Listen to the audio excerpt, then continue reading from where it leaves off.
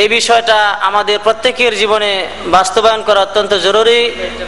আজকের বিষয়বস্তু হচ্ছে ধৈর্য ঈমানের অর্ধেক। এ বিষয়ে আজকে গুরুত্বপূর্ণ আলোচনা পেশ করবেন আমাদের জুবাইল দাওয়া সেন্টারের প্রবীণ দায়ী বড় ভাই আব্দুল্লাহ আল কাফি। উনি আজকে গুরুত্বপূর্ণ আলোচনা পেশ করবেন। সকলকে এই আলোচনা মনোযোগ দিয়ে শোনার এবং সে অনুযায়ী জীবন গড়ার আহ্বান জানাচ্ছি।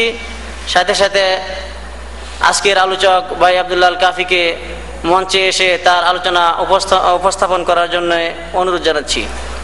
আসসালামু আলাইকুম ওয়া রাহমাতুল্লাহি ওয়া বারাকাতুহু। ইন্নাল হামদালিল্লাহ নাহমাদুহু ওয়া নাস্তাঈনুহু ওয়া নাউযু বিল্লাহি মিন শুরুরি আনফুসিনা ওয়া মিন সাইয়্যাতি আ'মালিনা মান ইয়াহদিহিল্লাহু ফালা মুদিল্লা লাহু ওয়া মান ইউদ্লিল ফালা হাদিয়া লাহু ওয়া আশহাদু আন লা ইলাহা ইল্লাল্লাহু ওয়াহদাহু লা শারীকা লাহু ওয়া আশহাদু আন্না মুহাম্মাদান আবদুহু ওয়া রাসূলুহু। আম্মা বা'দ فإن خير الحديث كتاب الله وخير الهدي هدي محمد صلى الله عليه وسلم وشر الأمور محدثاتها وكل محدثة بدعة وكل بدعة ضلالة وكل ضلالة في النار. ثم أما بعد فأعوذ بالله من الشيطان الرجيم. بسم الله الرحمن الرحيم. ولنبلونكم بشيء من الخوف والجوع ونقص من الأموال والأنفس والثمرات وبشر الصابرين الذين إذا أصابتهم مصيبة قالوا إنا لله وإنا إليه راجعون أولئك عليهم صلوات من ربهم ورحمة وأولئك هم المهتدون. وقال الله عز وجل إنما يوفى الصابرون أجرهم بغير حساب. আলহামদুলিল্লাহ, প্রথমে আমরা প্রশংসা আদায় করছি সেই মহান রব্বুল আলামিনের, যিনি আজকে আমাদেরকে পবিত্র জুমার দিনে ঈশার নামাজের পরে তার এই পবিত্র ঘরে সমবেত হওয়ার সুযোগ ও তৌফিক দিয়েছেন। প্রচণ্ড গরম সহ্য করে আমরা আজকে এখানে আগমন করেছি। আল্লাহ রাব্বুল আলামিন আমাদেরকে যে তৌফিক দিয়েছেন, এই জন্য আমরা তার দরবারে জানাই লাখ কোটি শুকরিয়া বলি আলহামদুলিল্লাহ। আজকে যারা গরমকে প্রতিহত করে দিন শিখার জন্য ধৈর্য এবং সবুরের সাথে আজকের এই মাহফিলে উপস্থিত হয়েছেন, আমি দোয়া করি আল্লাহ রাব্বুল আলামিন আপনাদের এই পরিশ্রম যেন কবুল করে নেন। আমরা আজকে যারা এই মাহফিলে উপস্থিত হয়েছি, সমবেত হয়েছি ঈমান শিখা, ঈমান জানা এর জন্য, আল্লাহ রাব্বুল আলামিন যেন আমাদেরকে ঠিক এভাবেই কিয়ামতের দিন জান্নাতের মাঝে একত্রিত করে দেন। আজকে আমাদের যে আলোচনার বিষয়বস্তু নির্ধারণ করা হয়েছে সে সম্পর্কে ইতিপূর্বে আপনারা জেনেছেন, তা হচ্ছে আস-সবরু নিসফুল ঈমান, সবুর ধৈর্য ঈমানের অর্ধেক। এই বিষয়টি অত্যন্ত গুরুত্বপূর্ণ। প্রত্যেক মানুষের জীবনে, বিশেষ করে মুসলমানের জীবনে ধৈর্য সবুরের গুরুত্ব অপরিসীম। এর মাধ্যমেই বান্দার ঈমান প্রস্ফুটিত হবে, এর মাধ্যমেই বান্দার আমল সংগঠিত হবে, এর মাধ্যমেই বান্দা দুনিয়া এবং আখিরাতের প্রভূত কল্যাণ হাসিল করতে পারবে। এজন্যে এই বিষয়টা গুরুত্বপূর্ণ হওয়ার কারণে আমরা আজকে সে সম্পর্কে আলোচনায় লিপ্ত হচ্ছি ইনশাআল্লাহ। আল্লাহ রাব্বুল আলামিনের কাছে দোয়া করি তিনি যেন আমাদেরকে সবুরের সাথে, ধৈর্যের সাথে এ বিষয়ে আলোচনা করা এবং শোনার তৌফিক দান করেন, এবং যেই সবুর এবং ধৈর্য আমরা আজকে শিক্ষা লাভ করব তা যেন আমাদের জীবনে বাস্তবায়ন করতে পারি। আল্লাহ আমাদের সেই তৌফিক দান করেন। সম্মানিত বন্ধুগণ, সবুর এবং ধৈর্য সম্পর্কে কোরআনে বহু আলোচনা এসেছে, হাদিসেও বহু আলোচনা এসেছে। আমরা সবুরকে মোটামুটি তিনটি ভাগে ভাগ করতে পারি। ধৈর্য এই বিষয়টাকে আমরা তিন ভাগে ভাগ করতে পারি। এক ভাগ হচ্ছে আল্লাহ রাব্বুল আলামিনের আনুগত্য করার ক্ষেত্রে সবুর। আল্লাহ রাব্বুল আলামিন আমাদেরকে যা আদেশ করেছেন, যে নির্দেশ দিয়েছেন, যা করার জন্য উপদেশ দিয়েছেন, সেগুলি বাস্তবায়ন করার ক্ষেত্রে সবুর। আর দুই নম্বর হচ্ছে আল্লাহ রাব্বুল আলামিন আমাদেরকে যা করতে মানা করেছেন, নিষেধ করেছেন, অর্থাৎ আল্লাহ রাব্বুল আলামিন নাখোশ হবেন এমন কাজ থেকে বিরত থাকার ক্ষেত্রে সবুর। আর তিন নম্বর হচ্ছে যে আল্লাহ রাব্বুল আলামিন এর পক্ষ থেকে যে সমস্ত বালা মুসিবত নাজিল হয়, যে সমস্ত বিপদ আপদ আপতিত হয়, সেই সম্পর্কে ধৈর্য ধারণ বা সেই বিষয়ে ধৈর্য ধারণ। আমরা এই তিনটি বিষয় এর সংক্ষিপ্ত আলোচনা আপনাদের সামনে পেশ করব। মনে রাখবেন যে এই তিনটার মধ্যে সবচাইতে বেশি গুরুত্বপূর্ণ হচ্ছে প্রথমটি, অর্থাৎ আল্লাহ রাব্বুল আলামিন আমাদেরকে যা আদেশ করেছেন, যে বিষয়ে নির্দেশ দিয়েছেন, সেই বিষয়গুলিকে বাস্তবায়ন করার ক্ষেত্রে সবুর করা, ধৈর্যের সাথে সেগুলিকে মেনে চলা, এই আদেশটাই কিন্তু অত্যন্ত গুরুত্বপূর্ণ এবং এটাই কিন্তু বেশি কঠিন।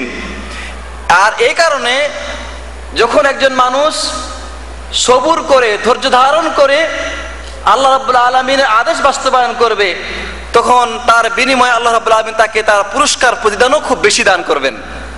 যদিও অন্যান্য বিষয়গুলো কিন্তু এর থেকে কোনো অংশে কম নয়। এজন্য আল্লাহ রাব্বুল আলামিন বলছেন, ইন্নামা ইউয়াফাস সাবিরুনা আজরাহুম বিগাইরি হিসাব। আল্লাহ আমাদেরকে আদেশ করেছেন ঈমানের, আল্লাহ আমাদের আদেশ করেছেন সালাতের, আল্লাহ আমাদের আদেশ করেছেন যাকাতের, সিয়ামের, হজের, পিতামাতার খেদমতের, আমাদেরকে এই ধরনের যত রকমের নেক কাজ আছে আল্লাহ আমাদের আদেশ করেছেন। এই কাজগুলি করার জন্য আমাকে প্রস্তুত হতে হবে, আমাকে তৈরি হতে হবে, আমাকে সামনে অগ্রসর হতে হবে, আমার ভিতর থেকে এই সম্পর্কে একটা চাহিদা থাকতে হবে, তারপরে আমি সেই সম্পর্কে অগ্রসর হব। এর বিপরীত পক্ষে ব্যভিচার করলে মানুষ দেখে ফেলবে, মিথ্যা কথা বলে ধরা পড়ে যাব, সুদ খেলে বা ঘুষ নিলে আমার জেল হবে, এরকম মেলা সম্ভাবনা আছে। মানুষের ভয়েও অনেক সময় মানুষ কি করে, আল্লাহর নাফরমানিমূলক কাজ থেকে বিরত থাকে।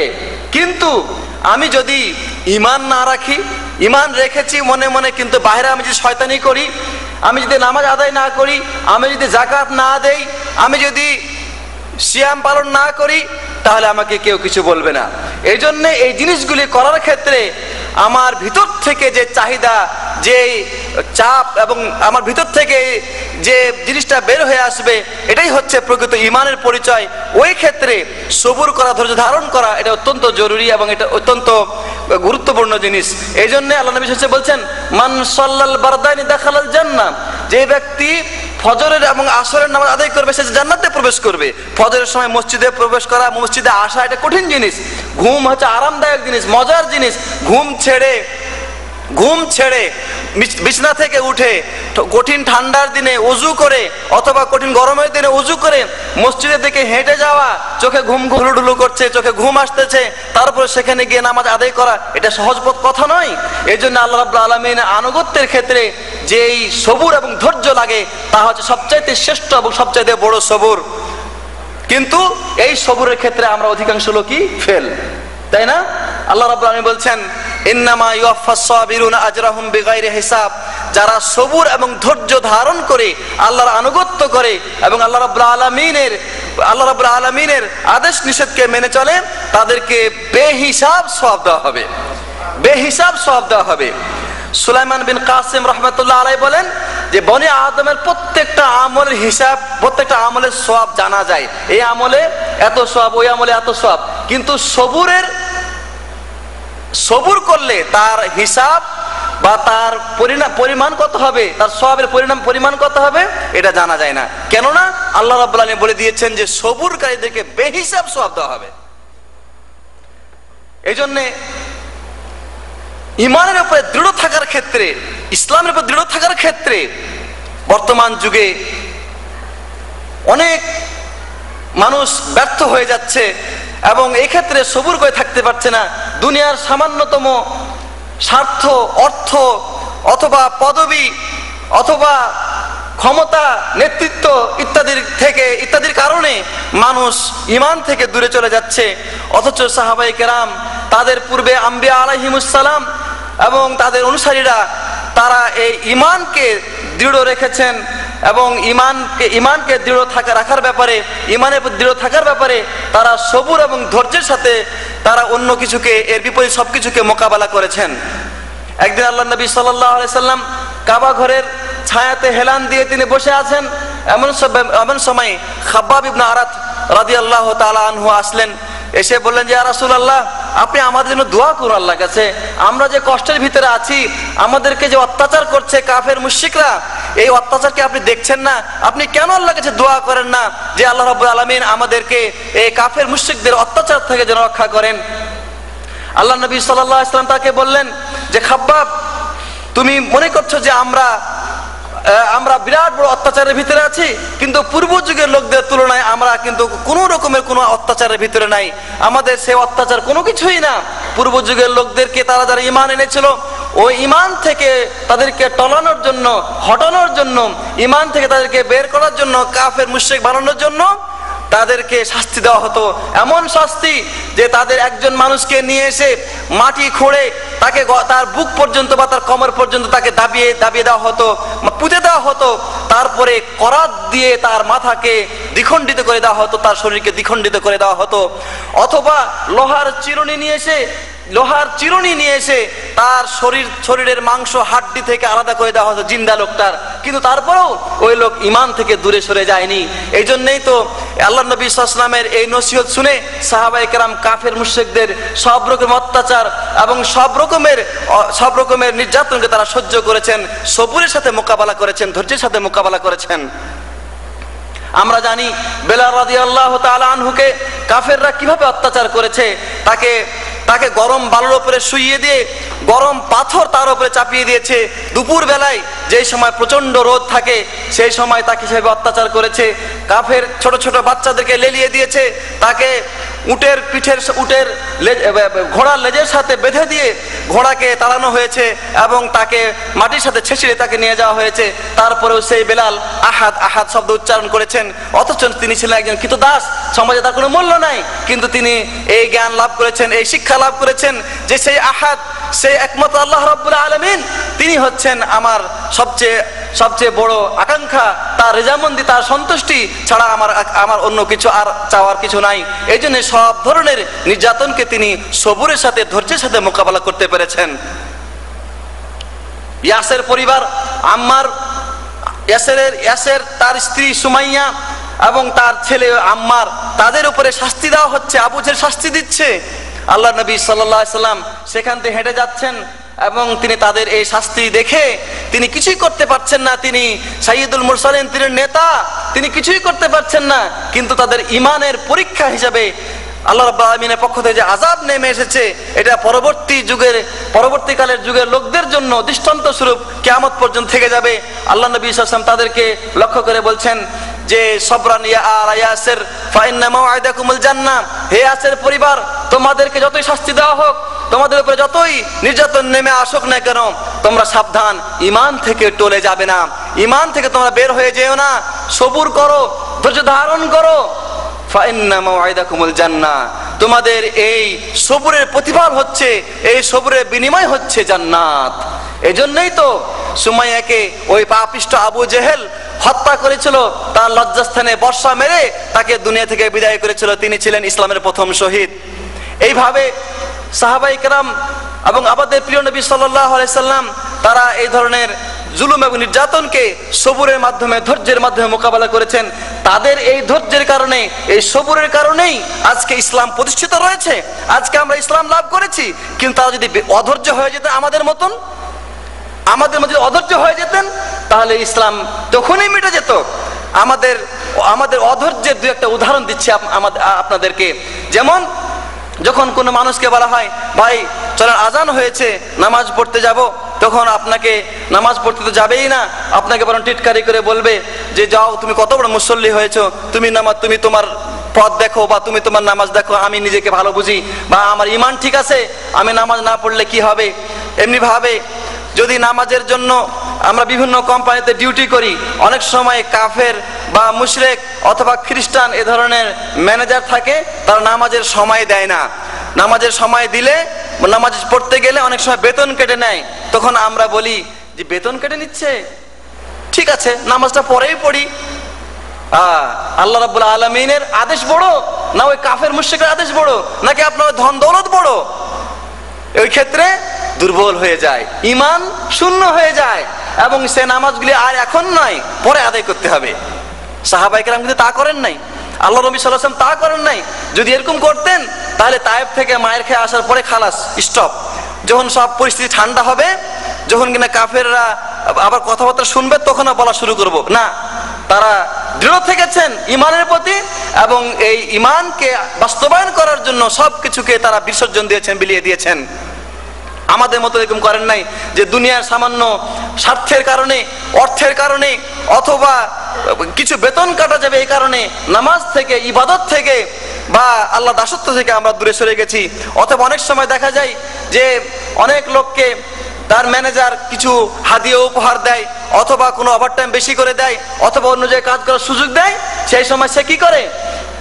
ইবাদত তো ছেড়েই দেয়, বরং মুসলমানদের বিরুদ্ধে কূটনীতিগিরি করা শুরু করে, তার বিরুদ্ধে ষড়যন্ত্র করা শুরু করে। তার ইমানে কি দাম আছে, তার ইমানে কি মূল্য আছে আল্লাহর কাছে? সেই যুগে, আগের যুগে, বনি ইসরায়েলের যুগে, ওই যে সূরা বুরুজ পড়বেন, সেখানে আছে ওমা নাকামু মিনহুম ইল্লা আইয়ুমিনু বিল্লাহিল আজিজিল হামিদ। যখন কিনা মানুষ ঈমান এনেছিল আল্লাহর উপরে, তখন তাদেরকে আল্লাহর উপরে ঈমান আনার কারণে তাদেরকে মাটিতে গর্ত করে সেখানে আগুন জ্বালিয়ে সে জায়গায় তাদেরকে পুড়িয়ে হত্যা করা হয়েছিল। আল্লাহ বলছেন ওমা নাকামু মিনহুম ইল্লা আইয়ুমিনু বিল্লাহিল আজিজিল হামিদ। তাদের অপরাধ কোনো কিছুই ছিল না। তারা কখনো ক্ষমতা নিয়ে দ্বন্দ্ব করে নাই, তারা কখনো মানুষের প্রতি কোনো জুলুম করে নাই, সরকারের সাথে তারা কোনো বিরোধিতা লিপ্ত হয় নাই, বা তাদের সরকারের সাথে কখনো তারা বিদ্রোহ ঘোষণা করে নাই, বরং তারা একমাত্র মহান রব্বুল আলামিনের প্রতি ঈমান এনেছিল, যার কারণে তাদেরকে ওই আগুনে নিক্ষেপ করা হয়েছে, প্রজ্বলিত আগুনে জিন্দায় তাদেরকে পুড়িয়ে মারা হয়েছে, তাদেরকে পুড়িয়ে মারা হয়েছে। একদিন ওই সময়ের ঘটনা যে একটা মহিলাকে ধরে নেওয়া আসা হয়েছে, যে এই মহিলা আল্লাহর প্রতি ঈমান এনেছিল। সে আসার পরে যখন তার কোলে একটি শিশু বাচ্চা, দুধের বাচ্চা রয়েছে, যখন কি তাকে আগুনে ফেলে দেওয়া হবে, তার আগে বলছে যে তুমি যদি আল্লাহকে অস্বীকার করো, কুফরি করো, তাহলে তোমাকে বাঁচিয়ে দেবো। তখন সেই মহিলা চিন্তা করছে যে হয়তো আমি সামনাসামনি, মানে মুখে মুখে আল্লাহকে অস্বীকার করে ফেলি, যদিও আমার অন্তরে আল্লাহ থাকবে, অসুবিধা নাই, তারপরে আমি বেঁচে যাবো, আমার বাচ্চাটাও বেঁচে যাবে। কারণ বাচ্চার প্রতি অনেক সময় মায়েরা বাচ্চার চাইতে, নিজের জানের চাইতে বাচ্চাকে বেশি মহব্বত করে, বেশি ভালোবাসে। এই জন্যে ওই মহিলা আগুনে পড়ার ব্যাপারে বা আগুনে ঝাঁপ দেওয়ার ব্যাপারে, নিক্ষিপ্ত হওয়ার ব্যাপারে সে দ্বিধাদ্বন্দ্বে ভুগতে লাগলো। এমন সময় ওই কচি মুখ ফুটে গেল, আল্লাহ রাব্বুল আলামিনের পক্ষ থেকে ওই কচি মুখ থেকে বের হলো, ইসবিরি ইয়া উম্মাহ ফাইন্নাকি আলাল হক। হে আমার মা, তুমি সবুর করো, ধৈর্য ধারণ করো, কারণ তুমি হকের উপরে রয়েছো। তুমি যে পথে চলেছো, তোমার ঈমান এটা হচ্ছে হক, এবং এটা জান্নাতের পথ, সুতরাং তোমার চিন্তার কোনো কিছু নাই। সুবহানাল্লাহ বিহামদি। এইভাবে তারা ঈমানের পরীক্ষা দিয়েছেন, এবং তারা আল্লাহ রাব্বুল আলামিনের কাছে ঈমানে পাশ করেছেন। সম্মানিত বন্ধুগণ, এই জন্যে আমাদের উপরে আল্লাহ রাব্বুল আলামিন যে সমস্ত বিষয় আদেশ করেছেন, সেইগুলি আদায় করার ক্ষেত্রে যত রকমের কত অসুবিধা আসুক না কেন, সেগুলিকে বাস্তবায়ন করার ক্ষেত্রে আমাদেরকে সবুর করতে হবে, ধৈর্য ধারণ করতে হবে। এবং মনে রাখবেন, এই ধৈর্যের সাথে যদি আমি এই কাজগুলি বাস্তবায়ন করতে পারি, তাহলে ইনশাআল্লাহ এর বিনিময়ে আল্লাহ আমাকে বেহিসাব সওয়াব দান করবেন। এটা হচ্ছে 1 নম্বর কথা। 2 নম্বর কথা হচ্ছে যে আল্লাহর আনুগত্যের ক্ষেত্রে আরেকটা কথা হচ্ছে যে আমরা আল্লাহর আনুগত্যের ক্ষেত্রে আরেকটা বিষয় কিন্তু খুব, মানে আমরা পরোয়া করে চলি না, বা আমরা সেটাকে অ্যাভয়েড করে চলি, আমরা সেটাকে পাশ কেটে চলি, সেটা হচ্ছে মানুষকে হকের পথে আহ্বান করার ক্ষেত্রে আল্লাহ রাব্বুল আমাদেরকে শিখিয়ে দিয়েছেন কোরআনে, ওয়াল আসর ইন্নাল ইনসানা লাফি খুসর ইল্লাল্লাযিনা আমানু ওয়া আমিলুস সালিহাতি ওয়া তাওয়াসাউ বিল হাক্কি ওয়া তাওয়াসাউ বিস সবর। মানুষকে তোমরা হকের পথে আহ্বান করো এবং সবুরের জন্য একে অপরকে নসিহত দান করো। হকের পথে যখন আপনি এবং আমি আহ্বান করতে যাব, তখন এই হকের পথ, সত্যের পথ কিন্তু এত সহজ নয়। ওই পথে ডাকতে গেলে যেমন করে নূহ আলাইহিস সালাম, মুসা আলাইহিস সালাম, ইব্রাহিম আলাইহিস সালাম, মুহাম্মদ সাল্লাল্লাহু আলাইহি সাল্লামের সমস্ত নবীরা বাধা বিপত্তির সম্মুখীন হয়েছেন, ঠিক সেভাবে আপনাকেও সম্মুখীন হতে হবে। এই জন্য ওই সময় সবুর করে, ধৈর্য ধারণ করে মানুষকে হকের পথে আহ্বান করতে হবে, কারণ হকের পথে আহ্বান করাটা নবী রাসূলদের কাজ, আর ওই কাজ করতে গেলে নবী রাসূলদের মতোই সবুর ধৈর্য ধারণ করতে হবে। 2 নম্বর কথা আমরা বলেছিলাম যে আসবর আলাল মাসিয়া আন মাসিয়া, যে ক্ষেত্রে আল্লাহ রাব্বুল আলামিন আমাদেরকে নিষেধ করেছেন, যে কাজগুলিকে আমাদের জন্য তিনি হারাম করেছেন, সেই হারাম কাজগুলি না করার ক্ষেত্রে সবুর করতেছি, ধৈর্য ধারণ করতেছি, আমি এটা করব না। কারণ বর্তমান যুগে আপনি যে সমস্ত বিষয় দেখতে পাচ্ছেন, মানুষকে অন্যায়ের পথে, অনাচারের পথে, মানুষকে খারাপ পথে আহ্বান করার ব্যাপারে মেলা রকমের ব্যবস্থা রয়েছে, কিন্তু হক পথে আহ্বান করার কোনো ব্যবস্থা নাই। এই অবস্থায় যদি কোনো মানুষ নিজের ঈমানকে রক্ষা করার জন্য আল্লাহর নাফরমানি থেকে, রাসূলের নাফরমানি থেকে, আল্লাহকে নাকশকারী কাজ থেকে বিরত থাকতে পারে, তার জন্য সবচেয়ে বড় সৌভাগ্য, এবং সে আল্লাহ রাব্বুল আলামিনের সন্তুষ্টি লাভ করবে।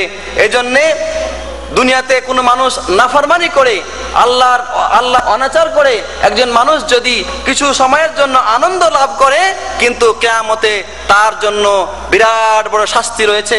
এই জন্য জনক পূর্বসূরি সালাফে সালেহিন তিনি বলেছেন যে আজকে আল্লাহর নাফরমানি করার ক্ষেত্রে যে সবুর, এই সবুরের চাইতে এই সবুরটা আমার কাছে খুব সহজ, কিন্তু কিয়ামতের দিন আল্লাহ রাব্বুল আলামিন আমার জন্য যে কঠিন শাস্তি নির্ধারণ করে রেখেছেন, সেই দিন সবুর করা সম্ভব নয়।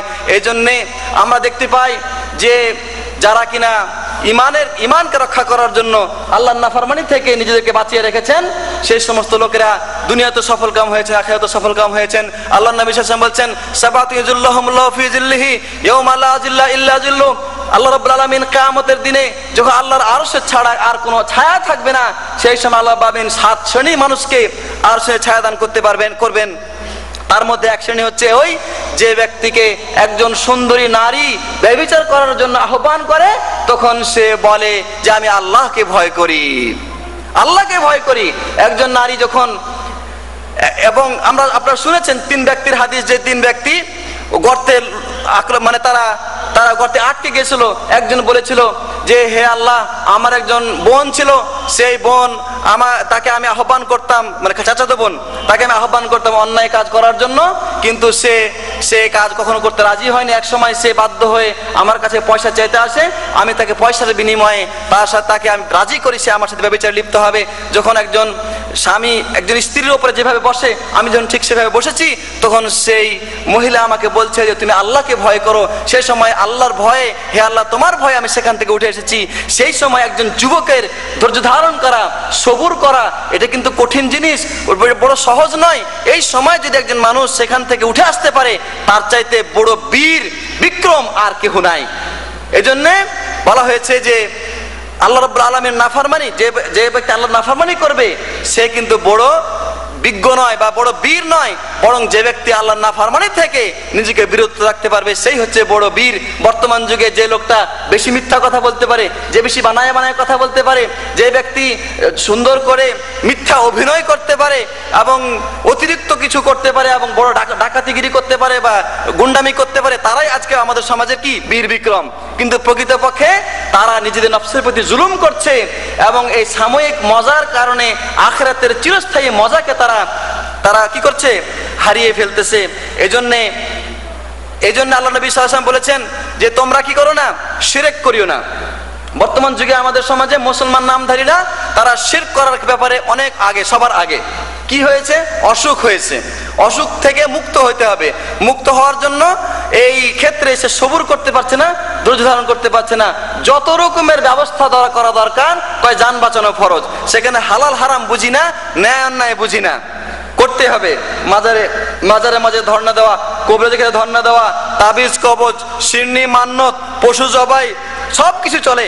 কিন্তু আল্লাহ নবী সাল্লাল্লাহু আলাইহি ওয়াসাল্লাম বলেছেন লা তুশরিক বিল্লাহি ওয়া ইন কুতিলতা ওয়া ইন হুররিকতা, তোমাকে যদি আগুনে জ্বালিয়ে ছাই করে দেওয়া হয়, কেটে টুকরো টুকরো করে দেওয়া হয়, তবুও তুমি আল্লাহর সাথে শিরিক করবে না। কিন্তু আমরা বলছি না, জান বাঁচানো ফরজ, সুতরাং আল্লাহর নাফরমানি থেকে আমি সবুর করতে পারলাম না। এজন্যে একটি ঘটনা শুনুন। পূর্ব যুগে ওয়াহাব ইবনে মুনাব্বিহ থেকে বর্ণিত আছে যে জনক ব্যক্তি তাকে বললেন যে আমরা বর্তমানে যে কাফেরদের পক্ষ থেকে যে সমস্ত অত্যাচারের মধ্যে রয়েছি, তো সেই অত্যাচারে কেন আমরা এরকম রয়েছি, এর চাইতে অত্যাচারে বা জুলুমের ভিতরে কি কেউ ছিল? ওয়াহাব ইবনে মুনাব্বিহ বলছেন যে এটা তো কিছুই না, আগের যুগের লোকেরা যেরকম অত্যাচারে ছিল তার তুলনায় তোমরা যেন এক জায়গায় আগুন জ্বললে যে পরিণাম হবে তার ধোঁয়ার মধ্যে থাকলে সেরকম শাস্তি হবে না, তো তারা ছিল আগুনের ভিতরে, তোমরা আছো আগুনের ধোঁয়ার ভিতরে। তিনি উদাহরণ দিলেন যে একজন মহিলা, মুমিন মহিলা, তাকে তার এলাকায় একটা বাদশা ছিল, যে বাদশা মানুষকে শূকরের মাংস খাওয়ার জন্য আহ্বান করত এবং জোর জবরদস্তি করত। তো এক মহিলা, তার 7টি ছেলে ছিল, সবাইকে ধরে নিয়ে এসেছে শূকরের মাংস খাওয়ানোর জন্য, তাদেরকে পিড়াপিড়ি করেছে, তারা কেউ খেতে রাজি হচ্ছে না। তখন একটা একটা করে সে শাস্তি দিচ্ছে। ওই মায়ের সামনে বড় ছেলেকে ধরে নিয়ে এসেছে, ধরে নিয়ে তাকে বলছে তুমি শূকরের মাংস খাও। তখন সে বলতেছে যে আমার আল্লাহ আমার প্রতি যা হারাম করেছেন তা আমি কখনোই ভক্ষণ করব না। তখন ওই বাদশা তার একটা হাত কেটে ফেললো, একটা পা কেটে ফেললো, তারপরে তাকে বললো যে তুমি শূকরের মাংস খাও। সে বললো আমি খেতে পারবো না। এইভাবে তাকে হত্যা করে ফেললো। এইভাবে দ্বিতীয় ছেলেকে নিয়ে আসা হলো, তাকেও সেভাবে হত্যা করা হলো এবং তাকে হত্যা করার আগে তাকে ওই একই আহ্বান করা হলো। সে বললো যে না, আমার আল্লাহ আমার প্রতি যা হারাম করেছেন তা আমি কখনোই ভক্ষণ করতে পারি না। তখন একটি বিরাট হাঁড়ি নিয়ে এসে তার মধ্যে তেল টকবক করে ফুটিয়ে তাকে জীবন্ত মানুষটাকে সেখানে জ্বালিয়ে হত্যা করা হলো। এমনি ভাবে আরেকজন ছেলেকে নিয়ে আসা হলো এবং সে ছেলেকে যখন নিয়ে আসা হলো এবং যখন তাকে শূকরের মাংস খাওয়ার জন্য আহ্বান করা হলো, তখন সে বলল যে মহান আল্লাহ আমার প্রতি যা হারাম করেছেন তা আমি কখনোই খাবো না, আর তোমার এই শাস্তিকে আমি কোনো পরোয়াও করি না। যখন সে এইভাবে কথা বললো, তখন বাদশা রেগে গেল এবং বলল যে সে আমাকে গালি দিচ্ছে এই কারণে যে আমি তাকে জলদি জলদি হত্যা করে ফেলবো না, আমি তাকে কষ্ট দিয়ে হত্যা করব। তখন সে করলো কি, তার হাত কেটে ফেললো, তার পা কেটে ফেললো, অতঃপর তার জিন্দা মানুষের শরীরের চামড়া তার গোশত থেকে আলাদা করে ছিঁড়ে ফেললো বা সেটাকে খালিয়ে ফেললো, যেমন করে গরুকে এবং ছাগলকে খাল থেকে আলাদা করে করা হয়। অতঃপর তাকে হত্যা করে ফেললো। এরপরে সবশেষে এইভাবে সমস্ত ছেলেকে হত্যা করার পরে সবশেষে যে ছেলেটি ছিল তাকে নিয়ে তাকে এবং তার মাকে বলল যে মহিলা তুমি এই বাচ্চাকে বুঝাও, সে যদি রাজি হয় একটি মাত্র শূকরের মাংস একটি মাত্র টুকরো খেতে যদি রাজি হয়, তাহলে তোমাকেও ছেড়ে দেবো, তোমার ছেলেকেও ছেড়ে দেবো, তোমরা বসবাস করবে সুখে শান্তিতে। তখন সেই মা সন্তানকে ডেকে বললো যে ছেলে, আমার পূর্বের ছেলেরা যা করেছে তাদের প্রতি আমার একটা হক ছিল, কারণ তাদেরকে আমি 2 বছর দুধ পান করাইছি, কিন্তু তুমি যখন আমার গর্ভে ছিল, তোমার বাবা মারা গেছে, সে সময় তো বাবা মারা যাওয়ার পরে তোমাকে আমি 4 বছর দুধ পান করাইছি, কারণ তোমাকে অন্য কিছু খাওয়ানো কোনো কিছু ছিল না। সুতরাং তোমার প্রতি আমার ডবল হক আছে। আমি চাই না যে কিয়ামতের দিন অন্যান্য ছেলেদের থেকে তুমি আলাদা হয়ে যাও, পৃথক হয়ে যাও। তখন সেই ছেলে বললো যে মা, আমি আশা করেছিলাম যে তুমি আমাকে ঠিক এরকমই নসিহত করবে, আমি কখনোই আমার পালনকর্তার নাফরমানি করব না। কথা বলার পরে সে যখন বাদশার সামনে উপস্থিত হলো, বাদশা তাকে বললো যে তুমি শূকরের মাংস খাও। সে রাজি হলো না। তখন তাকে ঠিক আগের নিয়মে হত্যা করলো, অতঃপর তার মাকেও হত্যা করলো। এইভাবে তারা ঈমানকে রক্ষা করেছেন এবং আল্লাহ রাব্বুল আলামিন নাফরমানি করেন নাই। কিন্তু আমরা যদি আজকে বলা হয় যে আমাদের এখানে অনেক এরকম পাওয়া যায় যে এখানে ব্যভিচারের জন্য লোক ভাড়া করা, ব্যভিচারের জন্য কোথা থেকে মেয়ে হায়ার করে নিয়ে আসা, গানের অনুষ্ঠান করার জন্য পয়সা দিয়ে মানুষ নিয়ে আসা, ঢোলক নিয়ে আসা অথবা নর্তকী নিয়ে আসা, এগুলি তো আমরা প্রস্তুত আছি। এমনি ভাবে যারা গান বাদ্য করে এবং মানুষকে জেনার দিকে, ব্যভিচারের দিকে আহ্বান করে, তাদেরকে আমরা সম্মান করি। এমনকি তারা অসুস্থ হলে 4 থেকে 8 লাখ পর্যন্ত টাকা দিয়ে আমরা তাদেরকে সহযোগিতা করি। কিন্তু যদি একজন মানুষ, সে যদি আল্লাহওয়ালা হয়, মুহাদ্দিস হয়, যদি একজন মাদ্রাসার প্রিন্সিপাল ইমাম হয়, তিনি যদি অসুস্থ হয়ে যান, তাকে 2 পয়সা দিয়ে সহযোগিতা করা হয় না। এই হচ্ছে আমাদের অবস্থা। সম্মানিত বন্ধুগণ, এমনি ভাবে আল্লাহ রাব্বুল আলামিনের পক্ষ থেকে আমাদের উপরে যে সমস্ত বিষয়, যে সমস্ত বিপদ মুসিবত আছে, সেই ক্ষেত্রে ধৈর্য ধারণ করা, সবুর করাটাও হচ্ছে আরেকটি বিষয়। 3 নম্বর বিষয়, এই সবুরের ফজিলত সম্পর্কে বহু হাদিস আছে, আমি সংক্ষেপে আলোচনা করছি। আল্লাহ রাব্বুল আলামিন বলছেন, ইন্নাল্লাহ ইয়া আইয়ুহাল্লাযীনা আমানু ইসতাঈনু বিস-সাবরি ওয়াস-সালাহ, হে ঈমানদারগণ তোমরা সবুরের মাধ্যমে এবং নামাজের মাধ্যমে আল্লাহর কাছে কি করো? সাহায্য প্রার্থনা করো। তুমি কোনো বিপদে পড়েছো, অসুবিধা হয়েছে, সবুর করো, ধৈর্য ধারণ করো এবং নামাজের মাধ্যমে আল্লাহর কাছে কি করো? আশ্রয় প্রার্থনা করো, তার কাছে সাহায্য প্রার্থনা করো। কেন? ইন্নাল্লাহা মা'আস-সাবিরিন, যারা সবুর করে, ধৈর্য ধারণ করে, আল্লাহ তাদের সাথে অবস্থান করেন, আল্লাহ তাদের সাথেই থাকেন। সবুরের মতন শ্রেষ্ঠ দান আল্লাহর পক্ষ থেকে অন্য কিছু নাই। আল্লাহ নবী সাল্লাল্লাহু আলাইহি ওয়াসাল্লাম বলছেন যে ওমান ইয়াতাসাব্বার ইয়াসাব্বিরুহুল্লাহ, যে ব্যক্তি সবুর করে আল্লাহ তাকে সবুর করার, ধৈর্য ধারণ করার তৌফিক দান করেন। ওমা উতিয়া আহাদুন আতাআন খাইরান ওয়া আওসা মিনাস সাবরি, একজন মানুষকে মানে সুপ্রশস্ত এবং কল্যাণকর জিনিস সবুরের চাইতে অন্য কিছু দেওয়া হয়নি। অর্থাৎ সবুরের মতন ভালো এবং সুপ্রশস্ত এবং কল্যাণজনক জিনিস অন্য কিছু দেওয়া হয়নি। এজন্যে একজন মানুষ মুসলমান, তার যত রকমের বিপদ আসুক না কেন, যত মুসিবত আসুক না কেন, তার সবকিছু কল্যাণকর যদি সে সবুর করে। রাসূলুল্লাহ সাল্লাল্লাহু আলাইহি ওয়াসাল্লাম বলছেন, আজাবান লি আমরিল মুমিন ফাইন্না আমরুহু কুল্লু খায়র, একজন মুমিনের সবকিছুই কল্যাণজনক, সবকিছুই ভালো। সে যদি সবুর করে এটাও ভালো, সে যদি কোনো বিপদে পড়ে যায় সবুর করবে এটা ভালো, সে যদি তার যদি কোনো আনন্দদায়ক কিছু ঘটে যায় তখন সে আল্লাহর শুকরিয়া আদায় করবে, এটাও তার জন্য কি ভালো। এই জন্যে বলা হয়েছে যে ব্যক্তির সবুর আছে সে ঈমানদার। এই জন্য আমাদের এই আজকে আলোচনা বিষয়ের যে বিষয়বস্তু নির্ধারণ করা হয়েছে, আব্দুল্লাহ বিন মাসউদ রাদিয়াল্লাহু আনহুর এটা কথা, তিনি বলেছেন আস-সাবরু নিসফুল ঈমান, সবুর হচ্ছে ঈমানের অর্ধেক।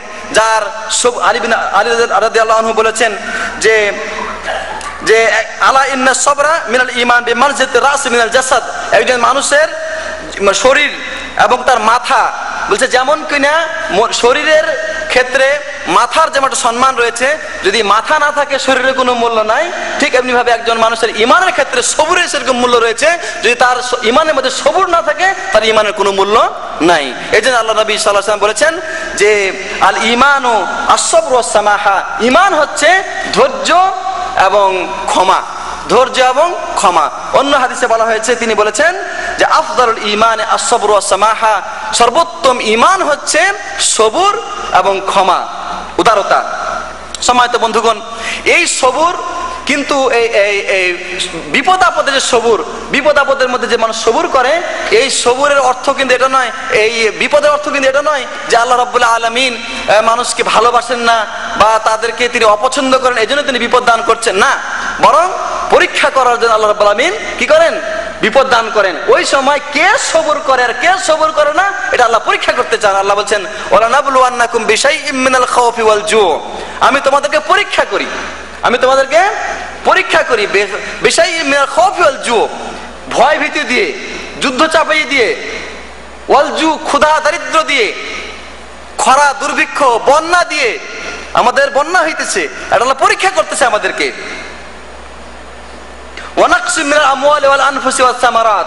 এবং ধন সম্পদ কমাই দিয়ে, কোন যান হত্যা করার মাধ্যমে বা কোন মানুষকে মেরে ফেলার মাধ্যমে অথবা ফল ফলাদি ফসল ফলাদি কমিয়ে দেওয়ার মাধ্যমে আল্লাহ মানুষকে পরীক্ষা করেন, মুমিনদেরকে পরীক্ষা করেন।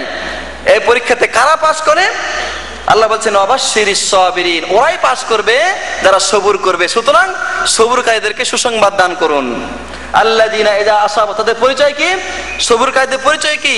আল্লাযীনা ইযা আসাবাতহুম মুসিবা ক্বালু ইন্না লিল্লাহি ওয়া ইন্না ইলাইহি রাজিউন, যারা সবুর করে তাদেরকে তারা বলে যে নিশ্চয় আমরা আল্লাহর জন্য এবং আল্লাহর কাছে আমরা প্রত্যাবর্তন করব।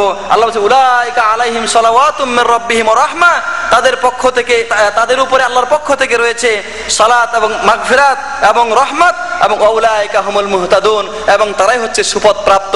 সুতরাং যারা বিপদ আপদে ধৈর্য ধারণ করে তাদের জন্য আল্লাহর পক্ষ থেকে রয়েছে মাগফিরাত, তাদের জন্য মাগফিরাত, তাদের জন্য রয়েছে রহমত, এবং তারা হচ্ছে সঠিক পথের উপরে প্রতিষ্ঠিত। তো কিভাবে মাগফিরাত দেওয়া হয়? তার আলোচনা সামনে আসবে। এজন্য আল্লাহ নবী সাল্লাল্লাহু আলাইহি ওয়াসাল্লাম বলছেন, মাই ইউরিদিল্লাহু বিহি খায়রান ইউসিব মিনহু, যে ব্যক্তির আল্লাহ কল্যাণ চান, মানে যাকে আল্লাহ বিপদে ফেলেছেন, মুমিন ব্যক্তিকে আল্লাহ যদি বিপদে ফেলেন, তাহলে এটা মনে করেন না যে তাকে আল্লাহ অপছন্দ করে। অনেক মানুষ মনে করে যে এই লোকটার প্রতি আল্লাহ খুব রেগে গেছে, গজব নাজিল হয়েছে। না, যদি সে সত্যিকার ইমানদার হয়ে থাকে তাহলে আল্লাহ রাব্বুল আলামিন তাকে ভালোবেসেই বিপদে ফেলেছেন, তাকে আল্লাহ ভালোবেসে বিপদে ফেলেছেন। এই জন্য অন্য হাদিসে রাসূলুল্লাহ সাল্লাল্লাহু আলাইহি ওয়াসাল্লাম বলছেন, ইন্নাল্লাহা ইযা আহাব্বা কওমান ইবতালাহুম ফামান সাবারা ফালাহুস সবর ওয়া মান জাযাআ ফালাহুল জাযা। আল্লাহ রাব্বুল আলামিন যখন কোনো জাতিকে ভালোবাসেন, কাউকে যখন ভালোবাসেন, তখন তাকে কি করেন? পরীক্ষা করেন, তাকে বিপদে ফেলেন। যে ব্যক্তি সবুর করবে সে সবরের প্রতিফল পাবে, আর যে ব্যক্তি বেসবর হবে সে বেসবরের প্রতিফল পাবে। এই জন্য আমি বলছি আপনাদেরকে যে আল্লাহ রাব্বুল আলামিন মানুষ বনি আদমের মধ্যে সবচেয়ে কাদেরকে বেশি ভালোবাসতেন?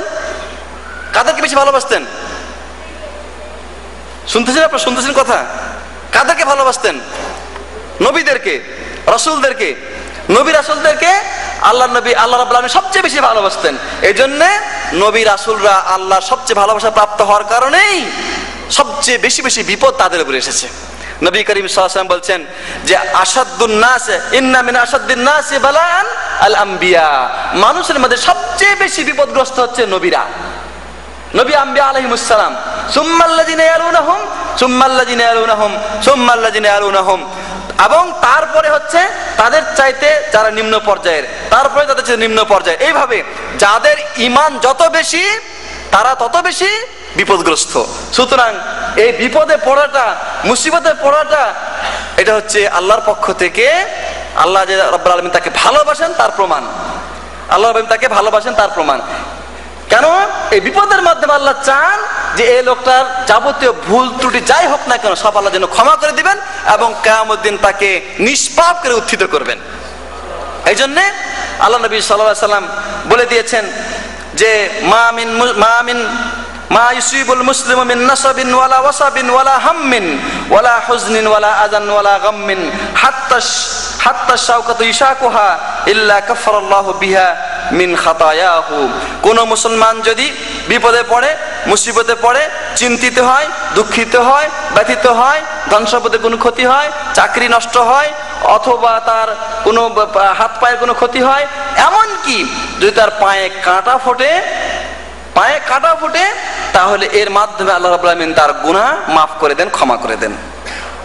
অন্য হাদিসে আছে আল্লাহ নবী সাল্লাল্লাহু আলাইহি ওয়াসাল্লাম বলছেন, মা মিন মুসলিমিন ইউসিবুহু আদা শাওকাতিন ফামা ফাওকাহা ইল্লা হাত্তাল্লাহু লাহু বিহি সাইয়্যাতিহি কামা তাহুত্তু শাজারু ওয়ারাকাহা। যে একজন মানুষ যদি বিপদে পড়ে, কোনো মুসিবতে পড়ে, তাহলে আল্লাহ রাব্বুল আলামিন তার মাধ্যমে তার গুনাহগুলিকে ঝরিয়ে দেন, গুনাহগুলিকে মুছে দেন, তাকে মাফ করে দেন। যেমন করে বাতাস আসলে গাছের পাতা ঝরে পড়ে, ঠিক এমনি ভাবে বিপদের মাধ্যমে, মুসিবতের মাধ্যমে তার গুনাহগুলিও ঝরে পড়ে। একজন মানুষ অসুস্থ হবে, একজন মানুষ বিপদে পড়বে, সে সময় সে সবুর করে, ধৈর্য ধারণ করে, অসুস্থ অবস্থায় সবুর করার কারণে সুস্থ অবস্থায় ইবাদত করলে যেরকম সওয়াব পাবে, অসুস্থ অবস্থায় ইবাদত না করলেও সেরকম সওয়াব তার আমলনামায় লেখা হবে। সুবহানাল্লাহি ওয়া বিহামদিহি। হাদিসে আছে আল্লাহ নবী সাল্লাল্লাহু আলাইহি ওয়াসাল্লাম বলছেন যে মা মিন মুসলিমিন ইউসাবু ফি জাসাদিহি ইল্লা আমারাল্লাহু তাআলা আল হাফাজাতা উকতুবু লিআবদি ফি কুল্লি ইয়াওমিন ওয়া লাইলা মিনাল খায়রি মা কানা ইয়ামালু মা দামা মাহবুসান। একজন মানুষ যদি শারীরিকভাবে অসুস্থ হয়ে যায়, এটা একটা বিপদ, মুসিবত। সে যদি অসুস্থ হয়ে যায়, আল্লাহ রাব্বুল আলামিন তখন বলবেন যে আমার এই বান্দা সুস্থ থাকা অবস্থায় যেরকম আমল করত, সেরকম আমলের সওয়াব তার আমলনামায় তোমরা লিখতে থাকো। অন্য হাদিসে আছে যে রাসূলুল্লাহ সাল্লাল্লাহু আলাইহি ওয়াসাল্লাম বলছেন, ইজা তারাইতু আবদান, আল্লাহ তাআলা বলছেন, ইজা তারাইতু আবদান মিন ইবাদি মুমিনান ফাহামিদানি ওয়া সাবারা আলা মা তারাইতু বিহি ফাইন্নাহু ইয়াকুমু মিন মাদজিহি যালিকা কায়াউমিন ওয়ালাদাতহু উম্মুহু মিনাল খাতায়া ওয়া ইয়াকুলু রাব্বিল হাফাজাতি ইন্নী আনা qayyadtu আবদি হাযা ওয়া আবতালাইতুহু ফাজরাউ লাহু মিনাল আজরি মা কুনতুম তাজরুনা লাহু ক্বাবলা যালিকা হুয়া সহিহ। কোন মানুষকে যদি, আল্লাহ বলছে, আমি কোন মানুষকে যদি বিপদে ফেলি, কোন মুসিবতে ফেলি, অথবা কোন অসুস্থ করে দেয়, সে যদি আমার প্রশংসা করে, সে যদি কি করে? আমার প্রশংসা করে এবং সবুর করে, তাহলে আল্লাহর প্রশংসা করবে, আলহামদুলিল্লাহ বলবে, বিপদে পড়েছে আলহামদুলিল্লাহ বলবে, আলহামদুলিল্লাহ বলবে এবং সবর করবে।